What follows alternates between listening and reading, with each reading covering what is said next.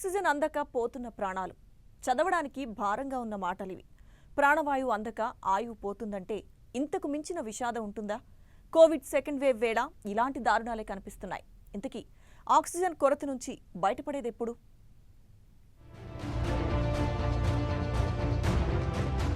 గిలగిలా కొట్టుకుంటున్న ప్రాణాలు ఓవైపు,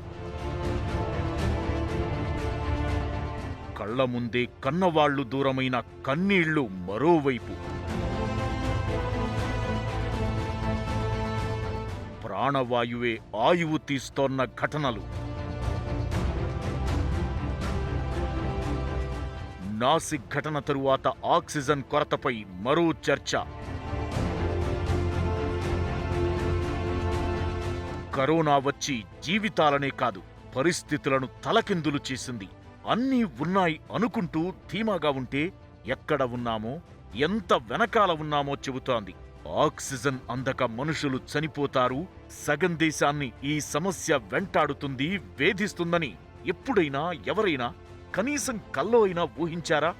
ఇప్పుడదే జరిగింది. కరోనా మిగిల్చిన విషాదాల్లో అది ఒకటిగా చేరుతోంది. ఆస్పత్రుల్లో వైద్యం అందక కాదు, ఆక్సిజన్ అందక గిలగిలా కొట్టుకుంటున్న ప్రాణాలు. కాపాడలేకపోతున్నామంటూ అచేతనంగా చూస్తున్న వైద్య సిబ్బంది.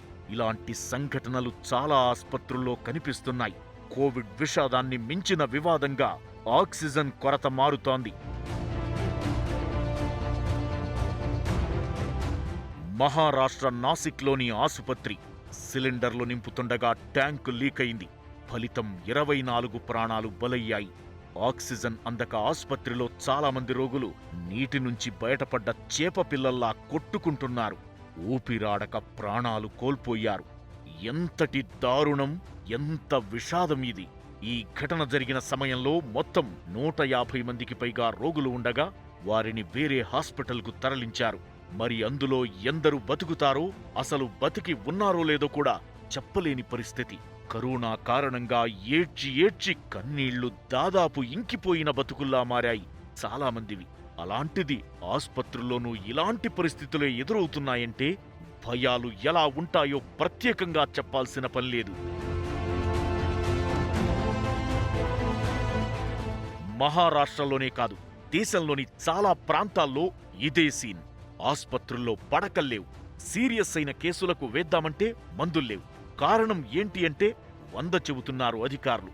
కన్నీరు పెట్టేవాళ్లకు తెలుసు అసలు బాధ. ఇలాంటి పరిస్థితుల మధ్య బతికి బట్టకట్టడం ఎలా దేవుడా అని దిగులు పడుతుంటే ఆక్సిజన్ కొరత మరింత టెన్షన్ పెడుతోంది. భోపాల్లో 6, గుజరాత్లో 2, ముంబైలోని ఓ ఆస్పత్రిలో ఒకే రోజు 7 ఆక్సిజన్ అందక చనిపోయారు. ఇది చాలదా కొరత ఎలా ఉందో, ఎలా ప్రాణాలు తీస్తుందో చెప్పడానికి? మహారాష్ట్ర, మధ్యప్రదేశ్, గుజరాత్, ఉత్తరప్రదేశ్, ఢిల్లీ, ఛత్తీస్గఢ్, కర్ణాటక, కేరళ, తమిళనాడు, పంజాబ్, హర్యానా, రాజస్థాన్ ఇలా చాలా రాష్ట్రాల్లో ఆక్సిజన్ కొరత వేధిస్తోంది. మధ్యప్రదేశ్ లాంటి రాష్ట్రాల్లో ఆక్సిజన్ తయారీ ప్లాంట్లు లేవు కాబట్టి అందించేందుకు అవకాశం లేదనుకోవచ్చు. కానీ ఆక్సిజన్ తయారు చేసే గుజరాత్, కర్ణాటక, రాజస్థాన్ లాంటి రాష్ట్రాల్లో డిమాండ్ మరింత పెరుగుతోంది. కరోనా మొదటి వేవ్తో పోలిస్తే సెకండ్ వేవ్ ఉప్పెనలా విరుచుకుపడుతోంది. కేసులు భారీగా పెరుగుతుండడంతో పాటు ఎక్కువ మందికి ఆక్సిజన్ అవసరమవడంతో డిమాండ్ ఏర్పడింది. ఫస్ట్ వేవ్ సమయంలో రోజుకు 2800 మెట్రిక్ టన్నుల ఆక్సిజన్ అవసరమైంది. ప్రస్తుతం అది 5000 మెట్రిక్ టన్నులకు పెరిగింది. దీంతో ఆక్సిజన్ కొరత దేశాన్ని వెంటాడుతోంది. వీటికి తోడు వివిధ దేశాలకు ఆక్సిజన్ ఎగుమతులు కూడా కారణమన్న విమర్శలు వినిపిస్తున్నాయి. ఆక్సిజన్ కొరత ఏర్పడడానికి మరో ముఖ్య కారణం ఒక్కో రాష్ట్రంలో ఒక్కో సమయంలో కోవిడ్ విజృంభించడమే. ఈ రాష్ట్రంలో కేసులు పెరుగుతున్నాయి. ఇక్కడ ఆక్సిజన్ సరఫరా పెంచాలి అనుకుంటే అక్కడ తగ్గి మరో రాష్ట్రంలో కేసులు పెరుగుతున్నాయి. అయితే ఆక్సిజన్ ఉత్పత్తికి సంబంధించి ఇండియాకు ఎలాంటి ఢోకా లేదు. రోజుకు 7200 మెట్రిక్ టన్నుల ఆక్సిజన్ ఉత్పత్తి చేయగలిగే సామర్థ్యం మన దేశానికి ఉంది. సమస్యల్లా సరఫరా విషయంలోనే ఎదురవుతోంది. ప్రస్తుతం డిమాండ్ రోజుకు 5000 మెట్రిక్ టన్నులుంది. అయితే సెకండ్ వేవ్ మొదట్లో మహారాష్ట్ర, గుజరాత్, మధ్యప్రదేశ్లో కేసులు విజృంభించాయి. ప్రస్తుతం ఆయా రాష్ట్రాల్లో కేసులు స్వల్పంగా తగ్గుముఖం పడుతూ ఢిల్లీ, యూపీల్లో పెరుగుదల కనిపిస్తోంది. దీంతో డిమాండ్ ఏర్పడిన ప్రాంతానికి వెంటనే ఆక్సిజన్ రవాణా చేసే విషయంలో ఇబ్బందులు తలెత్తుతున్నాయి. ద్రవ రూపంలో ఉన్న ఆక్సిజన్ను తరలించాలంటే క్రయోజెనిక్ ట్యాంకర్లు, సిలిండర్లు అవసరం. ప్రస్తుతం వీటి కొరత కూడా సరఫరాలో ఇబ్బందులకు కారణమవుతోంది. పైగా దేశంలోని మారుమూల ప్రాంతాలకు కూడా ఆక్సిజన్ను తరలించాలంటే రవాణాకు ఇబ్బందులు తప్పవు. ఈ క్రమంలోనే కేంద్రం ఇటీవల ఆక్సిజన్ ఎక్స్‌ప్రెస్లను ప్రారంభించింది. దీనికి తోడు 50,000 మెట్రిక్ టన్నుల ఆక్సిజన్ దిగుమతికి నిర్ణయించింది. దీంతో ఆక్సిజన్ సరఫరాకు కొద్ది రోజుల్లోనే ఇబ్బందులు తొలగిపోతాయని నిపుణులు చెబుతున్నారు. అదే సమయంలో మే చివరి నాటికి రోజువారీ కేసుల సంఖ్య తగ్గుముఖం పట్టకపోతే ఆక్సిజన్కు మరిన్ని ఇబ్బందులు ఎదురయ్యే అవకాశాలు ఉంటాయని హెచ్చరిస్తున్నారు. మరి మే వరకు కేసులు కంట్రోల్ కాకపోతే, అప్పటికి కూడా కరోనా అదుపులోకి రాకపోతే పరిస్థితి ఏంటి? ఆక్సిజన్ అందక ఇలా ప్రాణాలు పోవాల్సిందేనా? ఇంతకీ తెలుగు రాష్ట్రాల్లో పరిస్థితి ఎలా ఉంది? కొరత రాకుండా ఎలాంటి చర్యలు తీసుకుంటున్నారు? ఉత్పత్తి లోపమా, ప్రణాళిక వైఫల్యమా? కేంద్రం తీరుపై ఎలాంటి విమర్శలు వస్తున్నాయి? మరి రాబోయే రోజుల్లో పరిస్థితేంటి? కరోనా చుట్టూ రాజకీయాలు తిరుగుతుంటే ఆ రాజకీయం కాస్త రాష్ట్రాలు కోర్టుకు చేరేలా చేస్తున్నాయి. కట్టడి నుంచి ఇప్పుడు ఆక్సిజన్ కొరత వరకు ప్రతి విషయంలో అదే కనిపించింది. గుజరాత్, ఢిల్లీ, తెలంగాణ హైకోర్టులతో పాటు సుప్రీంకోర్టు కూడా ఈ విషయంలో ఎంటర్ కావాల్సి వచ్చిందంటే పరిస్థితి రోజురోజుకు ఎంత సీరియస్ గా మారుతుందో అర్థమవుతోంది. దేశంలో ఆక్సిజన్ సరఫరా, రెమ్డెసివిర్ వంటి అత్యవసర మందుల సరఫరా, వ్యాక్సినేషన్ పద్ధతి, లాక్డౌన్ ప్రకటించే అధికారం, ఈ 4 అంశాలను సమగ్రంగా తెలుసుకోవాలని అనుకుంటున్నామన్న సుప్రీంకోర్టు కరోనా అంశాన్ని సుమోటోగా స్వీకరిస్తున్నట్లు చెప్పింది. మరి ఇప్పుడు ఆక్సిజన్ సరఫరాకు సంబంధించి అసలే రాష్ట్రాల మధ్య యుద్ధాలు జరుగుతున్నాయి. మరి సుప్రీం నిర్ణయం ఎలా ఉంటుందన్నది ఆసక్తికరంగా మారింది.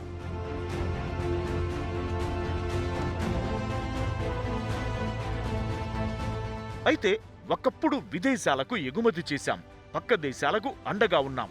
అలాంటిది ఇప్పుడు పరిస్థితి ఎందుకిలా అయింది? ఇదే ప్రశ్న ఇప్పుడు ప్రతి ఒక్కరిలో వినిపిస్తోంది. నిజమే. నిజానికి ఆక్సిజన్ ఉత్పత్తి విషయంలో ఇండియాకు ఎలాంటి ఢోకా లేదు.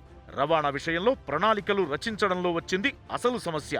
ఆక్సిజన్ కొరత అంటే అందుబాటులో లేకపోవడమే కాదు, సరైన సమయంలో అందించకపోవడం కూడా. ఇప్పుడు ఇలాంటి సమస్యలే కనిపిస్తున్నాయి. విశాఖ నుంచి ముంబైకి ఆక్సిజన్ సరఫరా చేస్తారు. పక్కనే ఉన్న తెలంగాణకు మాత్రం ఒడిశా నుంచి తీసుకురావాలంటారు. అక్కడి నుంచి ఇక్కడికి వచ్చేలోపు ఎంత సమయం పట్టాలి? ఈలోపు ఎన్ని ప్రాణాలు పోవాలన్నది చాలా మంది ప్రశ్న. విశాఖ స్టీల్ ప్లాంట్లో మిగులు ఆక్సిజన్ పంపాలని తెలంగాణ సర్కార్ కోరుతున్నా కేంద్రం మాత్రం స్పందించడం లేదు. ఇవాళ ఆక్సిజన్ కూడా ఉంది. ఆక్సిజన్ కూడా ఒక రాష్ట్రంలో 0 ప్రొడక్షన్ ఉంటుంది, ఒక రాష్ట్రంలో పెద్ద ఎత్తున ప్రొడక్షన్ ఉంటుంది. మీకు తెలుసు, ఇది ఉక్కు కర్మాగారాల్లో మాత్రమే నిలువ ఉంటుంది, అక్కడ మాత్రమే ఎక్కువ ప్రొడక్షన్ వచ్చే ఆస్కారం ఉంటుంది.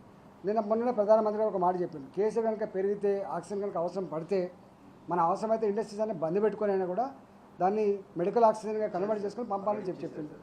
ఇక అటు ఆక్సిజన్ సప్లైకు సంబంధించి ఏపీ సర్కార్ అలర్ట్ అయింది. విశాఖ స్టీల్ ప్లాంట్లో ఆక్సిజన్ ఉత్పత్తి జరుగుతుండగా సగం మాత్రం ఏపీ అవసరాలకు కేటాయించింది కేంద్రం.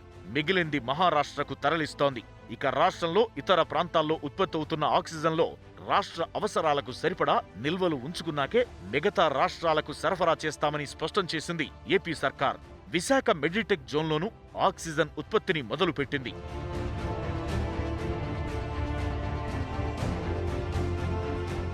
రోజుకు 7,000 మెట్రిక్ టన్నుల ఆక్సిజన్ తయారీ సామర్థ్యం ఇండియాకు ఉంది. ఇందులో 54% వరకు ప్రస్తుతం వినియోగించుకోవాల్సి వస్తోంది.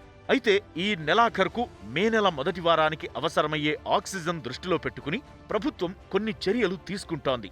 ఉత్పత్తి పెంచడం, ఉన్న నిల్వలను అందరికీ అందుబాటులోకి తేవడం రెండూ మన దేశంలో సవాళ్లే.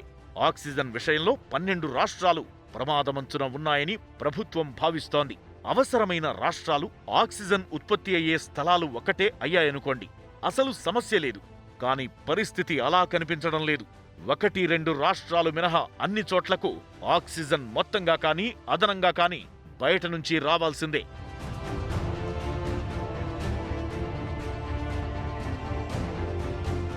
భారత్లో సమస్య మెడికల్ ఆక్సిజన్ కొరత కాదు, దాన్ని అవసరమైన ప్రాంతాలకు చేర్చడమే. ఒకవైపు మెడికల్ ఆక్సిజన్ అవసరం పశ్చిమాన ఉన్న మహారాష్ట్రలో తీవ్రంగా ఉంటే, తూర్పు భారత్లో ఉన్న రూర్కెలా, హల్దియా స్టీల్ ప్లాంట్లలో నిల్వలు పేరుకుపోయి ఉన్నాయి. ఈ చివరి నుంచి ఆ చివరికి వెళ్లడం అంత ఈజీ కాదు. అయితే దేశంలో సుమారు 1500 ట్యాంకర్లు ఆక్సిజన్ రవాణాలోనే ఉన్నాయి. అయితే సకాలంలో అనుకున్న ప్రదేశాలకు అందడంలో ఆలస్యం కావడంతో కొరత అనిపిస్తోంది. కానీ ఇది నిజమైన కొరత కాదు. పుణ్యకాలం కాస్త రవాణాకే సరిపోతోంది. రవాణాలో సమస్యలు లేకుండా చూడడానికి బయట నుంచి 50,000 టన్నుల ఆక్సిజన్ను దిగుమతి చేసుకోవడానికి కొన్ని రకాల పారిశ్రామిక అవసరాలకు ఆక్సిజన్ వినియోగం నిలిపివేయడం వంటి చర్యలను కేంద్రం ప్రకటించింది. అయితే వీటి ఫలితాలు కార్యరూపం దాల్చడానికి సమయం పట్టే అవకాశముంటుంది.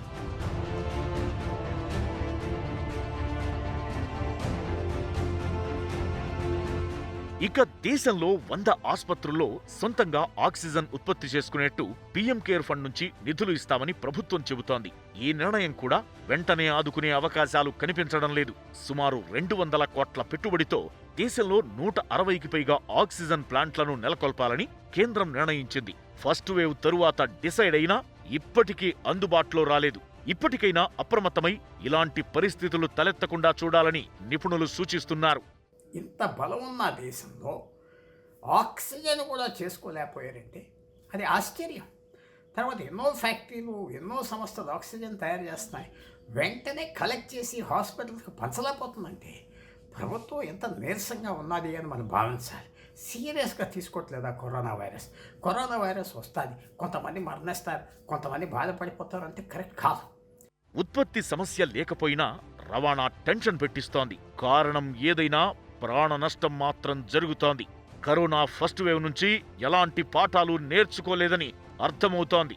సెకండ్ వేవ్ మరింత విషాదంగా మారకూడదు అంటే ఇప్పటికిప్పుడు ప్రణాళికలు, వ్యూహాల్లో మార్పులు చేయాల్సిన అవసరం ఉందన్నది 100కు 100% నిజం. సాటివారి కష్టం మనది అనుకున్నప్పుడే సాయం చేసే చేయి ముందుకొస్తుంది. ఆ సాయమే ఎన్నో పాఠాలు నేర్పిస్తుంది. ఇప్పుడు ఆక్సిజన్ విషయంలోనూ అదే జరుగుతోంది. దేశం ఊపిరితిత్తులోకి ఆక్సిజన్ నింపేందుకు స్టీల్ మేకర్స్ ముందుకొస్తున్నారు. మరి వాళ్ళు ఇస్తున్నారు సరే, రవాణా విషయంలో సవాళ్లు ఎదుర్కొనేందుకు కేంద్రం ఎలా సిద్ధమవుతోంది?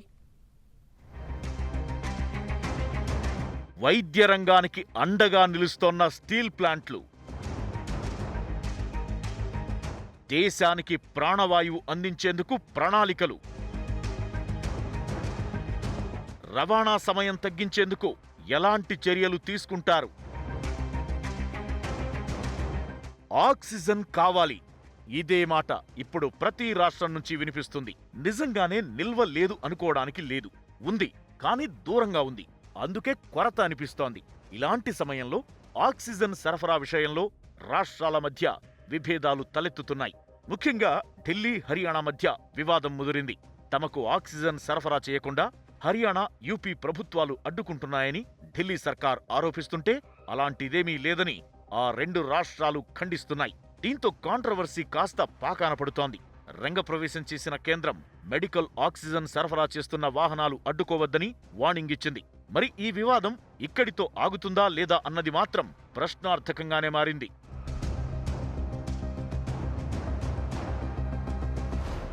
మెడికల్ ఆక్సిజన్ లభ్యత, సరఫరాపై ప్రధాని మోదీ ఉన్నత స్థాయి సమీక్ష నిర్వహించారు. ఆక్సిజన్ సరఫరా సజావుగా, అడ్డంకి లేకుండా జరిగేలా చూడాలని అధికారులను ఆదేశించారు. ఉత్పత్తి, పంపిణీ వేగాన్ని పెంచాలని సూచించారు. ఆక్సిజన్ ట్యాంకర్ల లభ్యతను పెంచడానికి చేపట్టిన చర్యలు, వాటి తయారీ, దిగుమతి, ఎయిర్ లిఫ్టింగ్ అంశాలను అడిగి తెలుసుకున్నారు. ఆక్సిజన్ అవసరాలను ఎప్పటికప్పుడు తెలుసుకుంటున్నామని, 20 రాష్ట్రాల్లో రోజుకు 6,785 మెట్రిక్ టన్నుల ఆక్సిజన్ అవసరముంటే బుధవారం ఒక్కరోజే 6,822 మెట్రిక్ టన్నులు అందించామని అధికారులు వివరించారు. కొన్ని రోజుల్లో లిక్విడ్ మెడికల్ ఆక్సిజన్ లభ్యత రోజుకు 3,300 మెట్రిక్ టన్నులకు పెరిగిందని, ప్రైవేట్, పబ్లిక్ స్టీల్ ప్లాంట్లు, పరిశ్రమలు, అనవసరమైన పరిశ్రమలకు ఆక్సిజన్ సరఫరాను నిషేధించడం ద్వారా లభ్యత పెరిగిందని చెప్పారు. పీఎం కేర్ ఫండ్ నుంచి కేటాయించిన నిధుల ఆధారంగా ఏర్పాటు చేయాలనుకుంటున్న ఆక్సిజన్ ప్లాంట్లకు సంబంధించి రాష్ట్రాలతో కలిసి పనిచేస్తున్నామని చెప్పారు. ఆక్సిజన్ ట్యాంకర్ల సుదూర రవాణాకు రైల్వేను ఉపయోగిస్తున్నామని ప్రధానికి వివరించిన అధికారులు ప్రయాణ సమయాన్ని తగ్గించడానికి ఖాళీ ట్యాంకర్లను విమానంలో పంపడం అంశాలపైన చర్చించారు. ఇలా ఎప్పటికప్పుడు ఆక్సిజన్ కొరత లేకుండా కేంద్రం చర్యలు తీసుకుంటున్నా సరైన సమయానికి అందకపోవడంతో చాలా ప్రాణాలు పోతున్నాయి. నాసిక్ లాంటి ఘటనలో నిర్లక్ష్యమే కారణమని తెలుస్తోంది. ఇలాంటి చర్యలు జనాల్లో మరింత భయాన్ని పెంచుతున్నాయి.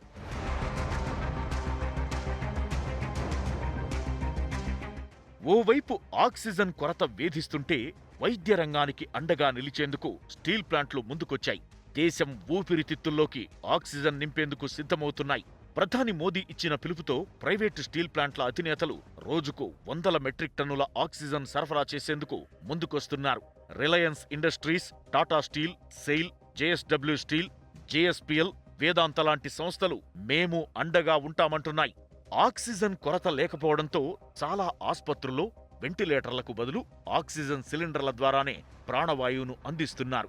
రిలయన్స్ సంస్థ రోజుకు 700 మెట్రిక్ టన్నులు, SAIL 600, JSW 600, Tata steel 500, జేఎస్పీఎల్ 200 metric టన్నుల ఆక్సిజన్ అందించేందుకు ముందుకొచ్చాయి. తమిళనాడులోని చాలా ఆస్పత్రుల్లో ఆక్సిజన్ కొరత వేధిస్తుండగా వేదాంత సంస్థ ట్యుటికోరిన్లో ఉన్న తమ ప్లాంట్ నుంచి రోజు 1000 మెట్రిక్ టన్నులకు పైగా ఆక్సిజన్ను రాష్ట్రంలోని వివిధ ఆస్పత్రులకు అందిస్తోంది. కష్టం వచ్చినప్పుడే సాయం విలువ తెలుస్తుంది. కష్టంలో అండగా ఉన్నవాళ్లే మనవాళ్లెవరో తెలుస్తుందన్న మాటను స్టీల్ ప్లాంట్ సంస్థలు నిరూపిస్తున్నాయి.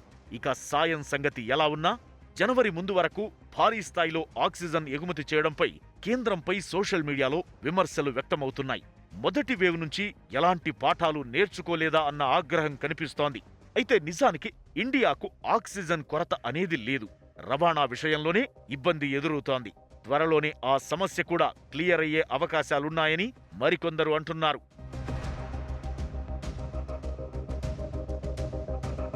ఒకప్పుడు పలు దేశాలకు ఎగుమతి చేసిన భారత్ ఇప్పుడు పలు దేశాల నుంచి ఆక్సిజన్ దిగుమతి చేసుకోవాలని నిర్ణయించింది. 50,000 మిలియన్ టన్నులు అవసరమని, ఎక్కడ లభిస్తుందో తెలుసుకోవాలని పలు దేశాల్లో ఉన్న రాయబారులను విదేశాంగ శాఖ ఆదేశించింది. అయితే సమస్య వచ్చినప్పుడే దాన్ని ఎలా దాటాలన్న సన్నాహాలు తెలుస్తాయి. మరో అడుగు బలంగా ముందుకేసేందుకు ధైర్యం లభిస్తుంది. ప్రస్తుతం దేశం అలాంటి పరిస్థితుల్లోనే ఉంది. వాదాలు, వివాదాలు పక్కనబెట్టి రాష్ట్రాలు, వేరే ప్రాంతాలు అన్న విభేదాలు విస్మరించి కలిసి నడవాల్సిన సమయం ఇదని, అప్పుడే మహమ్మారిపై విజయం సాధిస్తామన్న అభిప్రాయాలు వినిపిస్తున్నాయి. ఇది ఇవాల్టి వైడ్ యాంగిల్. మరో ఇష్యూతో మళ్ళీ కలుద్దాం. Keep watching 10 TV. జనం కోసం, నిజం కోసం.